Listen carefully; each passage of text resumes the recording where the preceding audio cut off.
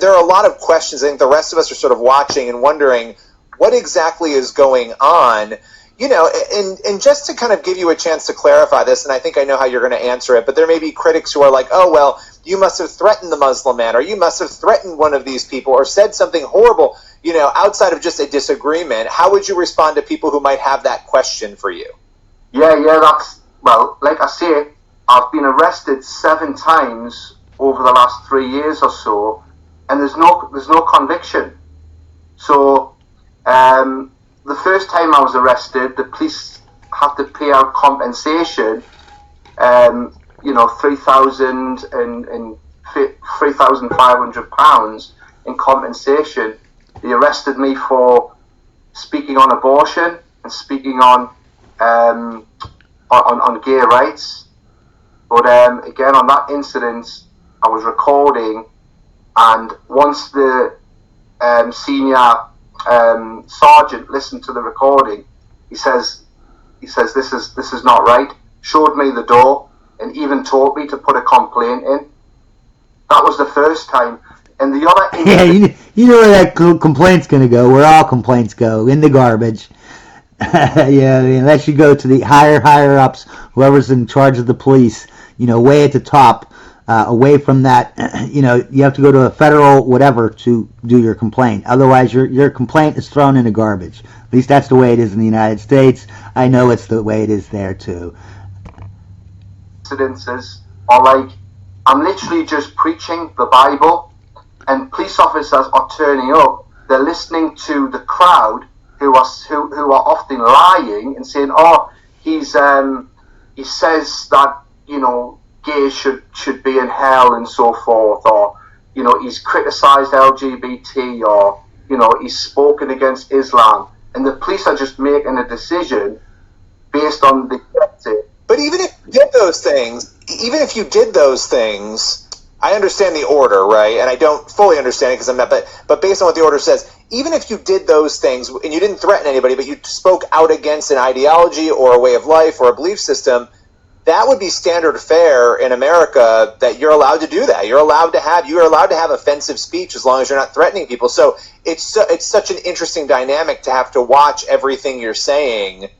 And even when you do, still finding yourself in that position. Yeah, no, you're absolutely right, Billy. The thing is, the laws that are in place in the UK actually do protect us for going out there to preach. But it's the culture that's within many of these police forces, and the ideologies that many of these police officers are embracing themselves. So see, they infiltrated the top of the police, right? And now you can't get up, you can't climb the ladder, right, and have a career in the police, in some of these police departments. Not all of them, but some of them, a lot of them. You can't get up. The only way you can climb the ladder is to ignore all crime that is violent. Just ignore it all. Ignore murders, ignore rape, ignore everything, breaking into places, beating people up. Ignore all that and focus all your attention on misgendering and homophobia behavior. If you do, then you'll climb the ladder like you won't believe. So that is what incentivizes the lower ranks to be crazy like the upper ranks. And just like the blue-eyed experiment, once they start doing it, they start thinking, once you become a supremacist, your brain gets rewired, right? And it makes you think that you are the victim, like you deserve what you're getting, and they are the evil people, so no matter what you do to them, it doesn't matter because they're less than. It seems to me that this kind of woke ideology and the LGBT ideology and how it's pushed within the government sort of institutions and within the police, that these police officers are turning up and they're hearing that there's a preacher who says homosexuality is sin, or that has said that Islam is a false religion, or has said that abortion is a form of murder. When they turn up and hear this, they think in their minds that, oh, surely he's violated public order section 5 or section 4A. And then when they start to speak to some of the people in the crowd, they were saying, oh, he said that, he said that practicing homosexuality is sin, or he says that Allah is a false god. These officers are thinking in their heads that I've automatically violated one of these public order offences. Therefore, they make a decision on the spot to arrest me and then take me to the station. And then somewhere along the line, once it gets examined and once people look at my body camera and the evidence I have, somewhere along the line, they make a decision to drop the charges. So, for example, I've been arrested on the spot and then de-arrested half an hour later. I've been taken to a station, for 7 hours, interviewed, and then given no further action. I've been released on bail for investigation, later on given no further action. And on this incident, which has obviously happened yesterday, that's went a lot further, So there's an investigation and then a charge. Then there was magistrate's court, conviction, 80 hours community service, £700, £700 costs, and See how it just keeps progressing. Like, he isn't learning his lesson. The lesson is that you cannot talk bad against the LGBT or the Muslims. He is not learning that lesson. Therefore, the punishments need to get progressively harder and harder and harder and harder until this man is going to go to prison, like he just said he had to. Fine. And then we had to go up. So you paid a fee. You paid a fee, and you served. You paid a fee, and you served community service hours. And so this seems like a big win for you, though. I mean, so you had this major victory on Thursday, and this victory was that this conviction was overturned. It sounds like it was squashed. So, but it took a long time to get there. What did it feel like for you to have that victory, though? And again, this is over the transgender individual, the initial case we were talking about. What did it feel like to win that finally? I was just absolutely delighted with it. I felt when I was at the station on that day, I felt that eventually sort of common sense would prevail, and that somewhere along the line I would be vindicated. See, like, they're happy that they should not be happy. Okay, what they see is, look, we're winning. Now, what I see is that a little bit ago it was crazy to arrest somebody for this. Then a little bit after that, it was, it's okay to arrest them or harass them, And then a little bit of time after that, it's like, it's okay to not only harass them, but now we're going to arrest them, and then we'll take them to the station, but we'll just release them right there. We won't take them in. And then later on it progresses to, and it keeps progressing more and more and more and more and more up the ladder, to the cops arresting them, now to the sergeant, now to the court, to this court, to that court. It just keeps progressing up the ladder. What happens when the top of the ladder, when it progresses to the top of the ladder?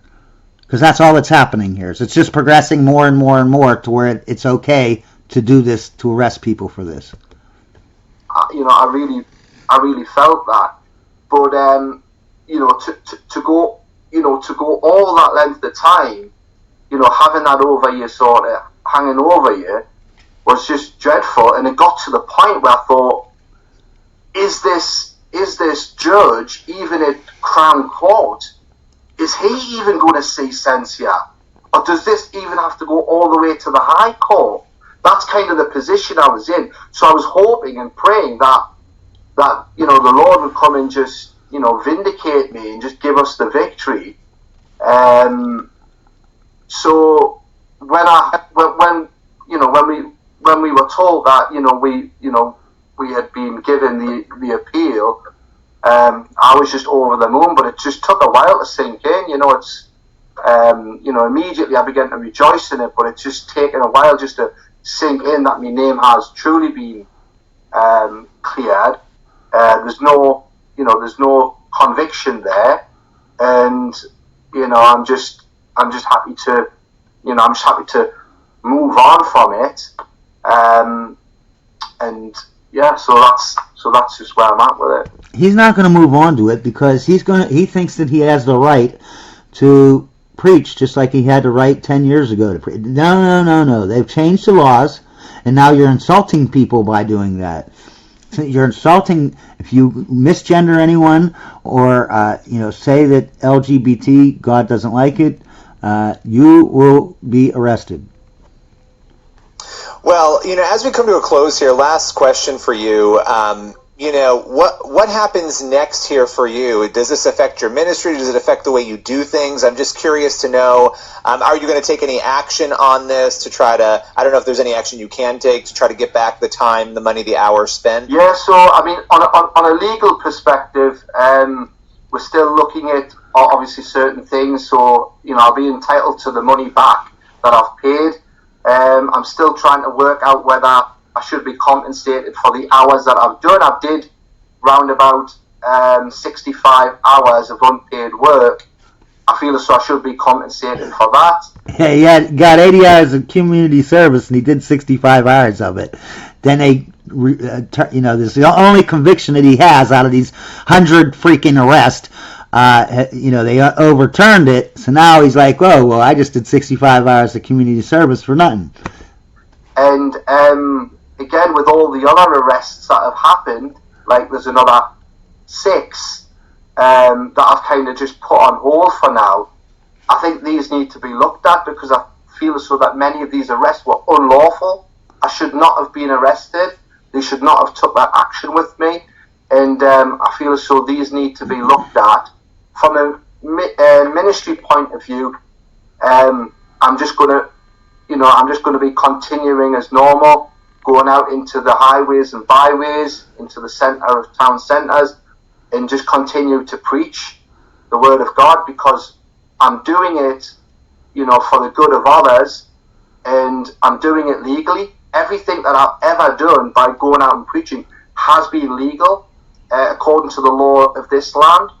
And again, it's my rights that have been violated throughout this whole time. It's me that has been, mistreated by the authorities.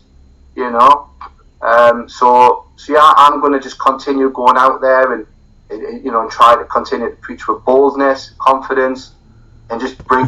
What this guy doesn't understand is they've already made it illegal. See, it's just. The law is so, insulting, causing distress, annoyance. It's so subjective that it just depends on who you are, how you interpret the law, right? If you're normal, you would interpret it the right way, you know what I mean? But if you're a nut job that just is oversensitive over about everything, then, you know what I mean? It just depends on your ideology on what a hate crime is now in England. And he's just getting lucky that it's sooner or later it gets through the courts and gets high up enough. He's lucky that they haven't been tainted yet, but they will be. That's why Biden and Harris, they wanted to flood the Supreme Court with a whole bunch of people. They want more than 9 people. They want like 30 people on the Supreme Court so that they can put in all these nut jobs so that they can, so sooner or later, they'll just, whatever they want, if you speak out against it, someone's going to jump up and say, "You're distressing me, I'm annoyed. This is insulting." And then you have to shut up about what they're doing. Even if they're passing laws saying that they want to kill babies that are 5 years old, all the babies they want to kill. You can't stay, if you say, "I don't want you to kill all the babies, I don't want you to sterilize all the 12-year-olds, they will just say that that's insulting, because anything can be insulting. And they are distressed, they are annoyed, because if you disagree, anyone who disagrees with you, everyone is annoyed at least a little bit, right, when someone disagrees with you.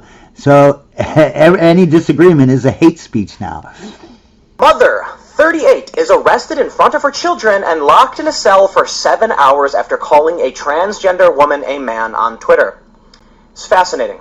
But I don't think anyone's going to be surprised to hear that this is a story that takes place in the United Kingdom.